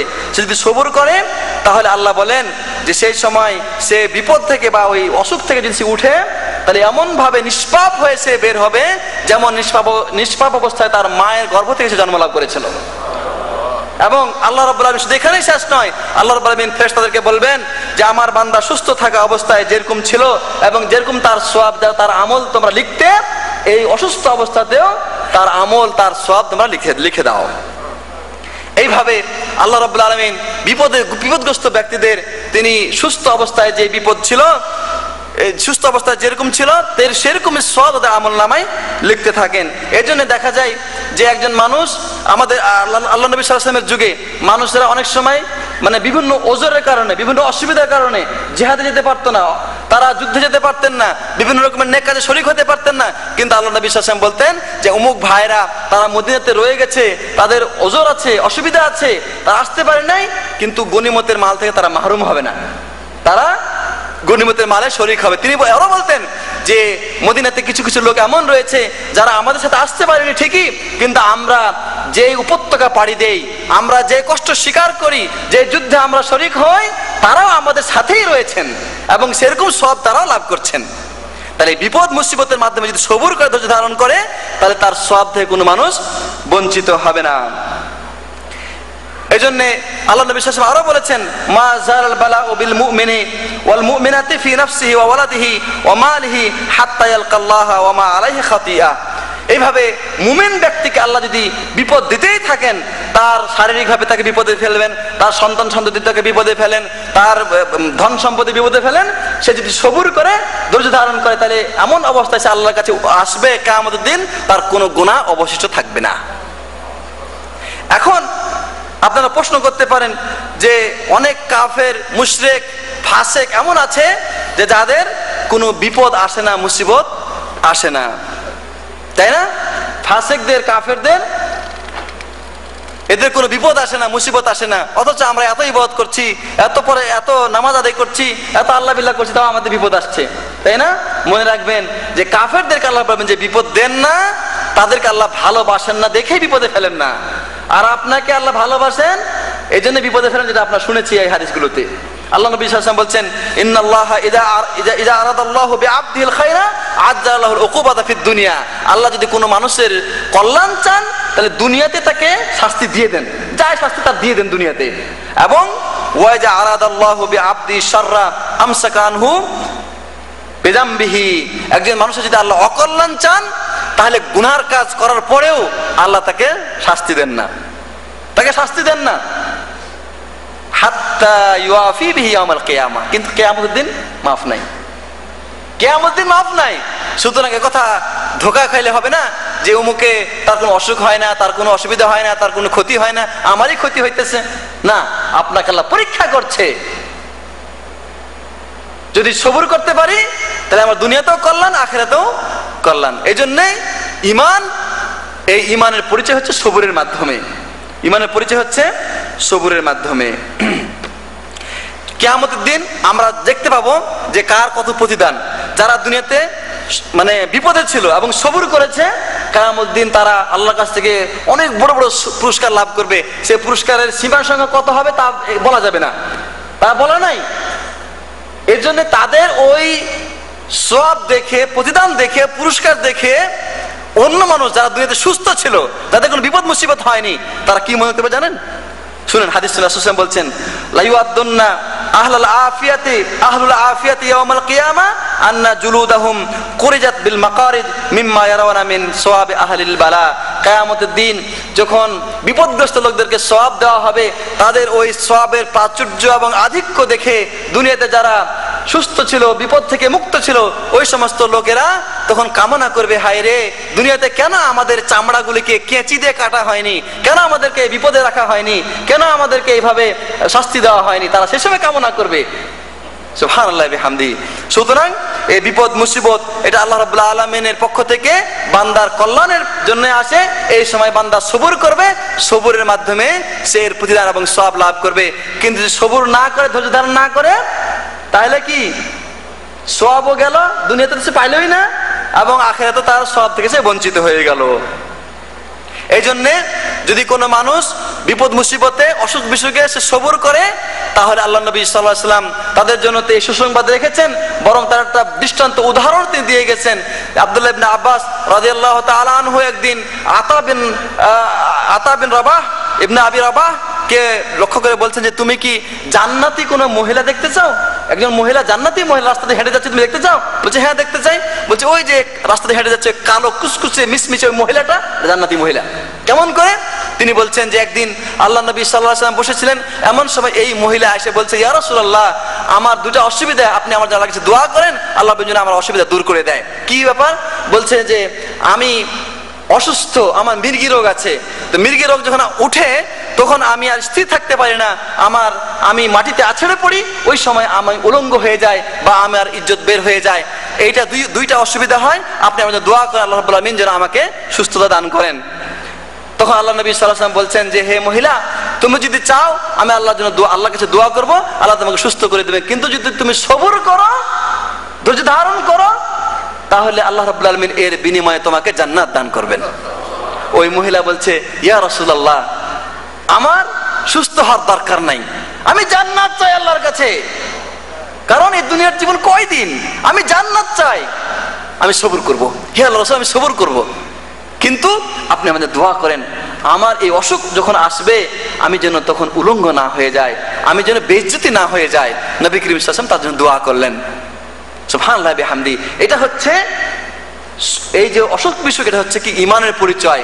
যদি ঈমান থাকে তাহলে সে সবর করবে, ধৈর্য ধারণ করবে, এবং এর মাধ্যমে সে এই মহিলার মতো ইনশাআল্লাহ জান্নাতের অধিকারী হবে। কিন্তু মনে রাখবেন যে কাফের মুশরিকদেরকে আল্লাহ বিপদ দেন না, ঠিক আছে, কিন্তু বিপদ না আসাটাও কিন্তু ভালো লক্ষণ না।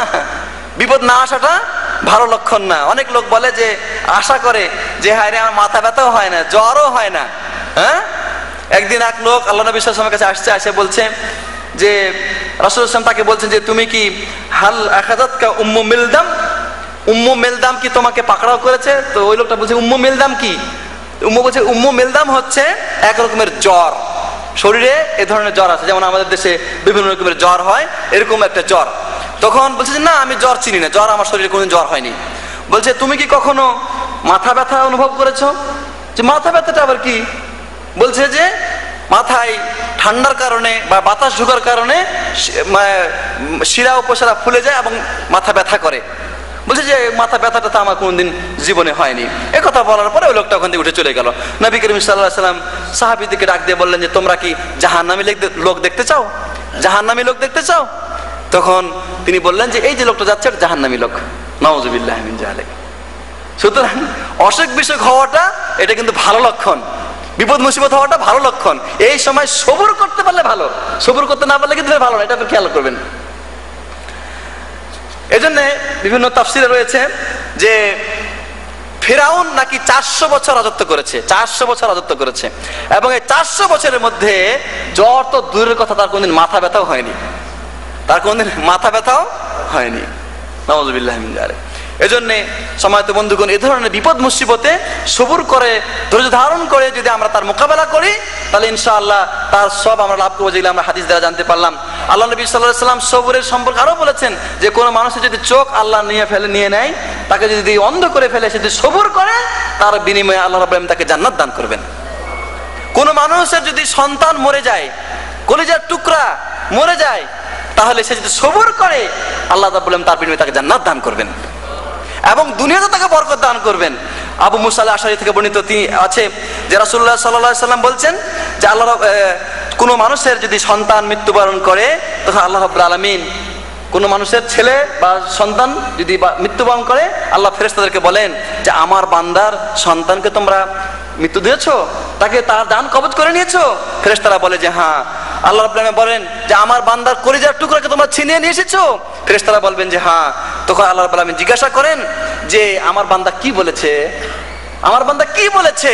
তোমরা যে তার জান কবজ করেছো, তুমি তার সন্তানটা মৃত্যু দিয়েছো, সে কি বলেছে? তখন ফেরেশতারা বলে আল্লাহ তারা তোমার প্রশংসা করেছে, আলহামদুলিল্লাহ বলেছে এবং ইন্না লিল্লাহি ওয়া ইন্না ইলাইহি রাজিউন বলেছে।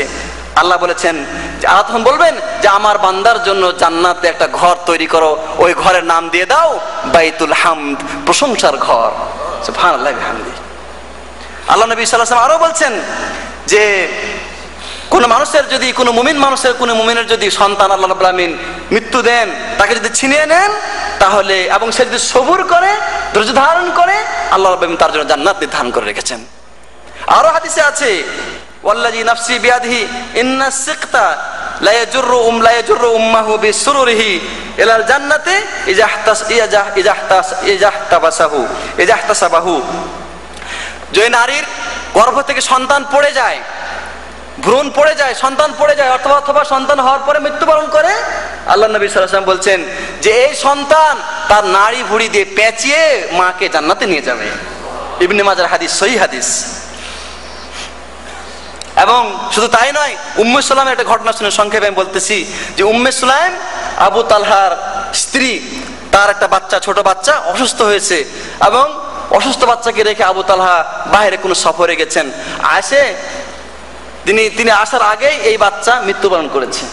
মৃত্যুবরণ করলে মা উম্মে সুলাইমান কাউকে কিছু বলতে মানা করেছেন, তোমরা কেউ আবু তালহাকে কিছুই বলবে না, আমি বলবো, তাকে যা বলো আমি বলবো। উনি বাচ্চা মারা গেছে, তাকে সুন্দর করে একটা ঘরের মধ্যে রেখে দিয়েছে। এরপরে আবু তালহা যখন বাড়ি এসেছে, তখন তাকে রাতের খানা দিয়েছে, এবং খানা টানা দেওয়ার পরে ওই নারী নিজেকে সুসজ্জিত করেছে, এবং স্ত্রী যেভাবে স্বামীর কাছে সুসজ্জিত হয় সেভাবে সুসজ্জিত হয়ে তার স্বামীর কাছে গেছে। অতঃপর তাকে নিজেকে তার সামনে উপস্থাপন করেছে। অতঃপর স্বামী তার সাথে মিলনে লিপ্ত হয়েছে। এরপরে মিলন যখন তিনি বলছেন যে যখন আবু তালহা ও পরিতৃপ্ত হয়েছে, তখন উম্মে সুলাইম জিজ্ঞাসা করছে যে আবু তালহা, তোমাকে একটা প্রশ্ন করি। প্রশ্নটা হচ্ছে এই যে কোনো মানুষ যদি একজন মানুষের কাছে কোনো কিছু ধার রাখে বা আমানত রাখে, তাহলে সে আমানত যদি ফেরত চাহে, তার কি উচিত নয় সে আমানতকে ফেরত দেওয়া? বলছে হ্যাঁ, তো অবশ্যই ফেরত দেওয়া। সে যদি ফেরত দেওয়ার জন্য সে যদি কচরমচর করে, সে যদি দিতে রাজি না হয়, তাহলে সে খুব খারাপ লোক। তখন উম্মে সুলাইম বলছে যে আবু তালহা, মহান রব্বুল আলামিন আপনাকে একটা আমানত দিয়েছিলেন, সে আমানত আল্লাহ রাব্বুল আলামিন চেয়ে নিয়ে চলে গেছেন। এবার আবু তালহা রেগে গেছেন, রেগে যে বলছে এত বড় কথা, তুমি আমাকে খেতে দিয়েছো, আমার সাথে তুমি এই কাজ করেছো, আমাকে তুমি নাপাক করে দিয়েছো, তারপরে তুমি আমার ছেলের মরার খবর দিচ্ছ। সুবহানাল্লাহি বিহামদিহি। জনক আলেম বলতেছেন যে এই অবস্থায় পুরুষরা কিংকর্তব্য বিমূঢ় হয়ে যায়, আর এই নারীকে আল্লাহ কত ধৈর্য দিয়েছেন, কত সবর দিয়েছেন, যে সে সময় সে সবর করে সে এই জিনিসটাকে ধৈর্যের মাধ্যমে বরাবর করে দিলেন। এরপরে আবু তালহা সকাল হতে রাসূলের কাছে দৌড়ায় গেছেন যে ইয়া রাসূলুল্লাহ, ঘটনা উল্টা। কি এই ঘটনা? আল্লাহ নবী সাল্লাল্লাহু আলাইহি ওয়াসাল্লাম বললেন যে আল্লাহ রাব্বুল আলামিন তোমাদেরকে এই রাতে আল্লাহ বরকত দান করবেন। এরপরে সত্যি সত্যি আল্লাহ বরকত দিয়েছেন, এবং ওই মহিলা উম্মে সুলাইম গর্ভবতী হয়েছে। এবং আবু তালহা, উম্মে সুলাইম রাসূল করিম সাল্লাল্লাহু আলাইহি ওয়াসাল্লাম যখন কোনো সফরে যেতেন, তারাও তাদের সাথে সফরে যেতে ভালোবাসতেন।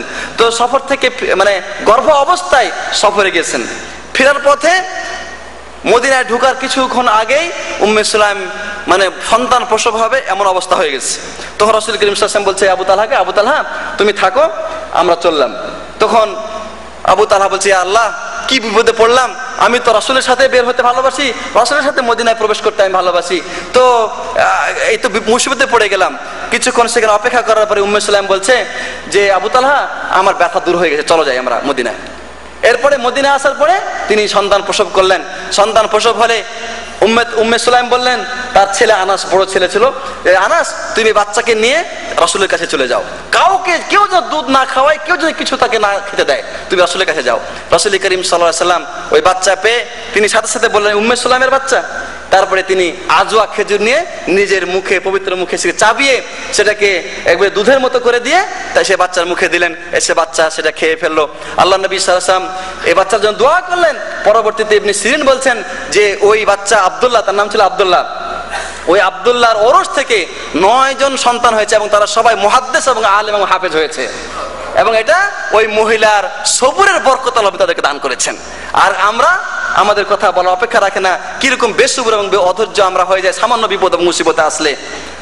এজন্য এ ধরনের সবরের ক্ষেত্রে আমাদের একটা জিনিস লক্ষ্য রাখতে হবে, বিপদ আসলে সাথে সাথে সবর করতে হবে, দেরি করলে হবে না। দেরি করলে সব থেকে বঞ্চিত হবেন।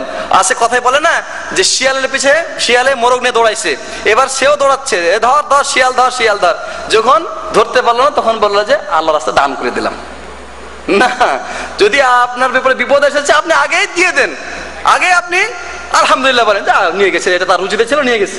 এজন্য আইয়ুব আলাইহিস সালাম তাফসিরে আছে যে আইয়ুব আলাইহিস সালাম যখন তার শরীরে মানে ঘা হয়েছিল, পাচড়া হয়েছিল, পোকা হয়েছিল, যখন পোকাগুলি তার শরীর থেকে পড়ে যেত তিনি তুলে তুলে ওই ঘায়ের মধ্যে দিতেন এবং দিয়ে তিনি বলতেন তুমি খাও, এটা তোমার রিজিক আল্লাহ রাব্বুল লিখে রেখেছেন।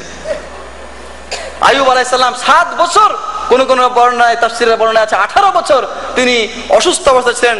কোনদিন তিনি নাশকরি শব্দ তিনি তার মুখ থেকে বের করেন নাই। একদিন তাকে ওই ময়লা দুর্গন্ধ জায়গায় তিনি পড়ে আছেন, একজন লোক রাস্তায় হেঁটে যাচ্ছে এবং মুখে নাকে কাপড় চেপে ধরেছে।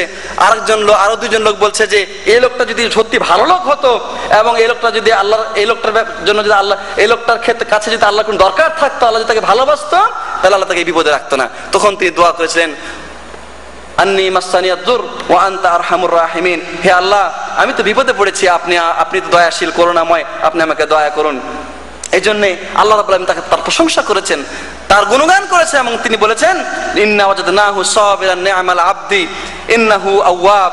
তিনি বলছেন যে আমি তাকে সবুরকারী, ধৈর্য ধারণকারী বান্দা রূপে পেয়েছি এবং তিনি অত্যন্ত সুন্দর, তিনি আল্লাহর কাছে প্রত্যাবর্তনকারী ছিলেন। এই জন্য নবীরা বিপদে পড়েছেন, ইউনূস আলাইহিস সালাম বিপদে পড়েছেন, তিনি কি করেছেন? আল্লাহর কাছে দোয়া করেছেন, লা ইলাহা ইল্লা আনতা সুবহানাকা ইন্নী কুনতু মিনাজ জালিমিন। আল্লাহ নবী সাল্লাল্লাহু আলাইহি ওয়াসাল্লাম আমাদেরকে দোয়া শিখিয়ে দিয়েছেন, ইন্না লিল্লাহি ওয়া ইন্না ইলাইহি রাজিউন, আল্লাহুম্মা আজুরনি ফি মুসিবাতি ওয়াখলুফ লি খায়রাম মিনহা। এই দোয়া পাঠ করা শিখিয়ে দিয়েছেন। এমনি ভাবে আল্লাহ নবী সাল্লাল্লাহু আলাইহি ওয়াসাল্লাম বিপদে পড়লে দোয়া শিখিয়ে দিয়েছেন, ইয়া হাইয়্যু ইয়া কাইয়্যুম বিরহমাতিকা আস্তাগীস। তিনি আরো দোয়া শিখিয়ে দিয়েছেন, লা ইলাহা ইল্লা হুয়াল আলিমুল হাকিম, লা ইলাহা ইল্লা হুয়াল হালিমুল হাকিম, লা ইলাহা ইল্লা হুয়া রাব্বুল আরশিল আযীম, লা ইলাহা ইল্লা হুয়া রাব্বুস সামাওয়াতি ওয়াল আরদি ওয়া রাব্বুল আরশিল কারীম। এভাবে নবী করিম সাল্লাল্লাহু আলাইহি ওয়াসাল্লাম বিপদ মুসিবতে পড়লে দোয়া শিখিয়ে দিয়েছেন। বিপদ মুসিবতে পড়ে মানুষকে গালিগালাজ করা, রোগকে গালিগালাজ করা, অসুখ বিসুখকে গালিগালাজ করা, এগুলি জায়েজ না। আল্লাহ নবী সাল্লাল্লাহু আলাইহি ওয়াসাল্লাম একদিন উম্মে মুসাইয়্যিব নামে একজন মহিলার বাড়িতে গেলেন, যা দেখে যে ওই মহিলা জ্বরে কাঁপছে থরথর করে। তখন বলছে যে উম্মে মুসাইয়্যিব কি ব্যাপার, তুমি কাঁপছো কেন? তখন উনি জ্বরকে গালি দিয়ে বলছে যে জ্বর, আল্লাহ বারাকাল্লাহ ফি, আল্লাহ এতে কোনো বরকত না দেখ, গালি দিচ্ছে। তখন বলছে যে রাসূল সাল্লাল্লাহু আলাইহি ওয়াসাল্লাম বলছেন যে তুমি জ্বরকে গালি দিও না, কারণ এর মাধ্যমে আল্লাহ রাব্বুল তোমার গুনাহ মাফ করে দিবেন, এর মাধ্যমে আল্লাহ রাব্বুল তোমার গুনাহ মাফ করে দিবেন। সুতরাং এই অবস্থায় আল্লাহর কাছে দোয়া করতে হবে, আল্লাহ রাব্বুল যেন বিপদ থেকে দূর করে। কোনো মানুষ যদি অসুখ হয় সে আল্লাহর কাছে দোয়া করবে। যে সমস্ত ঝাড়ফুঁক আছে নবী করিম সাল্লাল্লাহু আলাইহি ওয়াসাল্লাম ব্যবহার করেছেন, সূরা ফালাক, সূরা নাস, সূরা ইখলাস, সূরা ফাতিহা, আয়াতুল কুরসি ইত্যাদি দোয়াগুলি পড়বেন এবং এই সাথে সাথে চিকিৎসা করবেন। কারণ চিকিৎসা করা সবুরের বিপরীত নয়, অর্থাৎ আমি সবুর করব, চিকিৎসা করবো না এমন কথা নয়, বরং সবুর করেন, চিকিৎসা করেন। আল্লাহ নবী সাল্লাল্লাহু আলাইহি ওয়াসাল্লাম বলছেন যে ইন্নাল্লাহ তাআলা খালাকাদ দা ওয়াদ দাওয়া ফাতাদাউ। আল্লাহ রাব্বুল আলামিন যেমন অসুখ দুনিয়াতে পাঠাইছেন, ঠিক তেমনি তার ঔষধও পাঠাইছেন। সুতরাং অসুখ হলে তোমরা কি করো? ঔষধ ব্যবহার করো। এমনি আল্লাহ আরো বলছেন, ইন্নাল্লাহ তাআলা লাম ইয়ানজিল দাআন ইল্লা আনজালাহু শিফা আলিমাহু মান আলিমাহু ওয়া জাহিলাহু মান জাহিলাহু। যে আল্লাহ রাব্বুল আলামিন যখনই কোনো দুনিয়াতে রোগ পাঠান, অসুস্থতা তিনি নাজিল করেন, তখন তার তিনি শিফা, আরোগ্য, ঔষধও নাজিল করেন। অনেক সময় মানুষ জানতে পারে, অনেক সময় মানুষ জানতে পারে না। আগের যুগে মানুষের কলেরা হইতো, ডায়রিয়া হতো, ডায়রিয়া হলে মানুষ মারা যেত, তাই না? এখন ডায়রিয়া হলে মানুষ মারা যায়, এটা কল্পনাও করা যায় না। কিন্তু এখন এইডস রোগ নামক রোগ দেখা দিয়েছে। আল্লাহ এই দুনিয়াতে রোগ পাঠাইছেন কারণ মানুষের নাফরমানির কারণে এবং অন্যায় অনাচারে লিপ্ত, অশ্লীলতায় লিপ্ত হওয়ার কারণে এ ধরনের রোগ বালাই আল্লাহ দুনিয়াতে পাঠান। কিন্তু এই রোগের ওষুধ এখনো মানুষ পায়নি, কিন্তু আল্লাহ এই রোগের ওষুধও পাঠিয়েছেন, কিন্তু মানুষ গবেষণা করে শেষ পর্যন্ত পৌঁছতে পারে নাই। সুতরাং অসুখ বিসুখ হলে এই চিকিৎসা করা এবং ওষুধ ব্যবহার করা, ব্যবস্থা গ্রহণ করা, এটা সবুরের বিপরীত নয়। সময়তে বন্ধুগণ, আমি আলোচনা শেষ করে দিচ্ছি। শেষে আরেকটি কথা বলতে চাই, সেটা হচ্ছে যে যদি কোনো মানুষ বিপদে পড়ে, মুসিবতে পড়ে, তাকে দেখে আপনি হাসবেন না, তাকে দেখে আপনি তাকে ঠাট্টা মস্কারি করবেন না, এবং আপনি মনে করবেন যে আল্লাহ তাকে পরীক্ষা করছে এবং হতে পারে ওই ধরনের অসুখ বিসুখ আমার ভিতরেও আসতে পারে বা ওই বিপদে আমিও পড়তে পারি। বরং আপনি তার কাছে যাবেন, তাকে কি করবেন? সান্ত্বনা দিবেন, তাকে আপনি সান্ত্বনা বাণী শোনাবেন, ধৈর্য ধারণ করে উপদেশ দিবেন। এবং এই ক্ষেত্রে আল্লাহ আপনার জন্য বিরাট পুরস্কারের কথা উল্লেখ করেছেন। রাসূল করিম সাল্লাল্লাহু আলাইহি ওয়াসাল্লাম বলছেন, মা মিন মুমিনিন ইউআজ্জি আখাহু বিমুসিবাতিন ইল্লা কাসাহুল্লাহু সুবহানাহু মিন হুলালিল কারামাতি ইয়াউমাল কিয়ামা। কোন মুমিন যদি আরেক মুসিবতে বা বিপদে আক্রান্ত কোন মুমিনকে কি করে? সান্ত্বনা দেয়, তাহলে আল্লাহ রাব্বুল আলামিন কিয়ামতের দিন তাকে সম্মানে চাদর পরাবেন। তাকে সম্মানের চাদর পরিধান করাবেন। সুতরাং এক্ষেত্রে আমার হারানোর কিছু নাই। আমি নিজে বিপদে পড়িনি, সুস্থ আছি, আমি আল্লাহর কাছে সুস্থ এবং নিরাপত্তা কামনা করব। আর যে ব্যক্তি অসুস্থ হয়েছে তার জন্য বা বিপদে পড়েছে তার বিপদ থেকে উদ্ধার হচ্ছে তার কাছে দোয়া করব এবং তাকে সান্ত্বনা দান করব। তাহলে এর মাধ্যমে আমি সওয়াব লাভ করব এবং আল্লাহ রাব্বুল আলামিন আমার জন্য কিয়ামতের এই পুরস্কার তৈরি করে রেখেছেন। সম্মানিত বন্ধুগণ, আমি আলোচনা শেষ করে দিচ্ছি যে সবুরের যে আলোচনা আমরা শুনলাম, যে এই ধৈর্যের মাধ্যমে আমরা আমাদের ঈমানকে পরিপূর্ণ করব এবং আমাদের ঈমান আমলের ক্ষেত্রে এবং নাফরমানি থেকে বেঁচে থাকার ক্ষেত্রে এবং বিপদ আপদের ক্ষেত্রে আমরা যেন ধৈর্য ধারণ করে আমরা যেন নবীদের এবং সাহাবায়ে কেরামের কাতারে শামিল হতে পারি। আল্লাহ রাব্বুল আলামিন যেন আমাদেরকে সেই তৌফিক দান করেন। আমরা যেন অধৈর্য হয়ে আমাদের ঈমানকে নষ্ট না করি এবং অধৈর্য হয়ে জান বাঁচানোর নাম করে আমরা যেন ওই শিরক না করি বা কুফরি না করি, তাবিজ কবজ ব্যবহার করে মাজারে গিয়ে বা বিভিন্ন দরবারে গিয়ে বিভিন্ন ফকিরের কাছে গিয়ে আমরা যে তাদের কাছ থেকে ওই ধরনের শিরকি জিনিস নিয়ে সেগুলির মাধ্যমে যেন আমরা ঈমানকে নষ্ট না করি। আল্লাহ রাব্বুল আলামিন আমাদেরকে সেই তৌফিক দান করেন। আল্লাহুম্মা আমিন। সাল্লাল্লাহু আলা নবিয়িনা মুহাম্মদ ওয়া আলা আলিহি ওয়া সাহবিহি আজমাইন। সুবহানাকাল্লাহুম্মা ওয়া বিহামদিকা আশহাদু আল্লা ইলাহা ইল্লা আনতা আস্তাগফিরুকা ওয়া আতুবু ইলাইক। আসসালামু আলাইকুম ওয়া রাহমাতুল্লাহি ওয়া বারাকাতুহু। আলহামদুলিল্লাহ, আমরা অত্যন্ত গুরুত্বপূর্ণ বিষয় সম্পর্কে আলোচনা শুনছিলাম। সময় থাকলে আমরা আরো শুনতে পারতাম।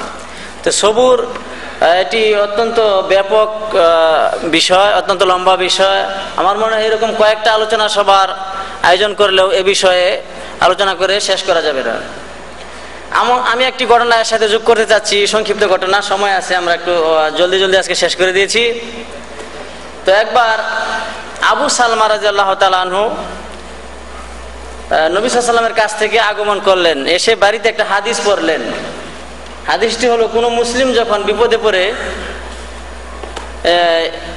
ইন্না লিল্লাহি ওয়া ইন্না ইলাইহি রাজিউন বলবে এবং বলবে যে আল্লাহুম্মা আজিরনি ফি মুসিবাতি ওয়া আখলুফ লি খায়রাম মিনহা। আল্লাহ রাব্বুল আলামিন তাকে যেই ধরনের বিপদে সে পড়েছে বা যেই ধরনের বিষয় তার থেকে ছুটে গেছে তার সাথে উত্তম জিনিস দান করবেন। বলুন সুবহানাল্লাহ। তা আবু সালমার কাছ থেকে উম্মে সালামা এই হাদিসটা মুখস্থ করে রাখলেন। উম্মে সালামা তার স্বামী আবু সালমার কাছ থেকে এই হাদিসটা মুখস্থ করে রাখলেন। তো যেই দিন আবু সালামা ইন্তেকাল করলেন সেই দিন উম্মে সালামার এই হাদিসটা মনে পড়ে গেল যে আবু সালামা তো একদিন একটি হাদিস শুনিয়েছিল যে মুসিবতে পড়ে ইন্না লিল্লাহ পাঠ করবে, আল্লাহ তাকে তার মুসিবতের চেয়ে উত্তম জিনিস দান করবেন। সাথে সাথে এটা চিন্তা করলেন যে আবু সালামা তো মারা গেছে, আবু সালামার চাইতে ভালো মানুষ কি আর হতে পারে? দোয়াটার অর্থ হলো, হে আল্লাহ আমাকে এই মুসিবতের ভিতরে বিনিময় দান করুন এবং তার চাইতে উত্তম জিনিস দান করুন। উম্মে সালামা যখন হাদিসটা মনে পড়ে গেল তখন তিনি বললেন, আবু সালামা এত সুন্দর পুরুষ, এত সুন্দর স্বামী আমার ছিল, তার চাইতে ভালো জিনিস আবার কিভাবে হতে পারে? দ্বিধাদ্বন্দ্বে পড়ে গেলেন। তারপরেও তার যেহেতু ঈমান ছিল মজবুত, আল্লাহর নবীর কথা তো মিথ্যা হতে পারে না, তাই না?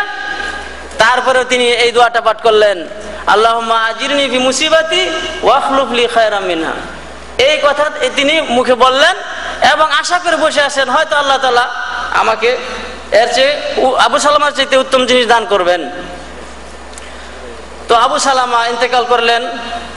উম্মে সালামা আল্লাহর নবীর কথার উপর বিশ্বাস করে বসে আছেন, দেখি আল্লাহ আমাকে কি দান করেন। আস্তে আস্তে তার ইদ্দত শেষ হলো। হঠাৎ করে একদিন নবী সাল্লাল্লাহু আলাইহি ওয়াসাল্লাম সেই বাড়িতে আগমন করে উম্মে সালামাকে বিয়ের প্রস্তাব দিলেন। বলুন সুবহানাল্লাহ। কে উত্তম, আবু সালামা নাকি নবী সাল্লাল্লাহু আলাইহি ওয়াসাল্লাম? দেখেন, এই হাদিসের উপর সে বিশ্বাস করেছে যে যে ব্যক্তি মুসিবতে এই দোয়া পাঠ করবে আল্লাহ তাকে তার চেয়ে উত্তম জিনিস দান করবেন, এই বিশ্বাস করে সে বসে আছে। আর আল্লাহ রাব্বুল আলামিন তাকে আবু সালামার চাইতে উত্তম স্বামী দান করলেন। তিনি রাসূল সাল্লাল্লাহু আলাইহি ওয়াসাল্লামের স্ত্রী হয়ে গেলেন, উম্মুল মুমিনিন হয়ে গেলেন। সুবহানাল্লাহি ওয়া বিহামদিহি। তো আমাদেরকেও কি করতে হবে? আল্লাহর কাছে দোয়া করতে হবে, আল্লাহ এই বিপদে মুসিবতে আমাদেরকে এর চেয়ে উত্তম জিনিস দান করো। আল্লাহুম্মা আজিরনি ফি মুসিবাতি ওয়া আখলুফ লি খায়রাম মিনহা। তার আগে ইন্না লিল্লাহি ওয়া ইন্না ইলাইহি রাজিউন এই দোয়া পড়তে হবে। আল্লাহু আল্লাহু আল্লাহু আল্লাহ আল্লাহু আল্লাহু আল্লাহু আল্লাহ আল্লাহু আল্লাহু লা ইলাহা ইল্লাল্লাহ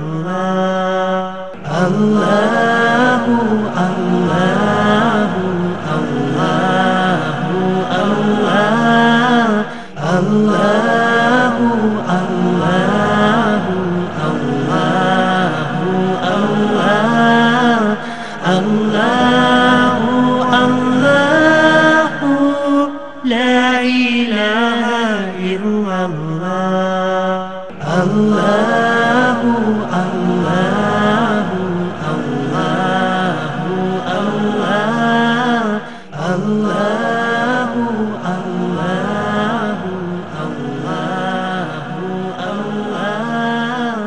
الله الله الله لا إله إلا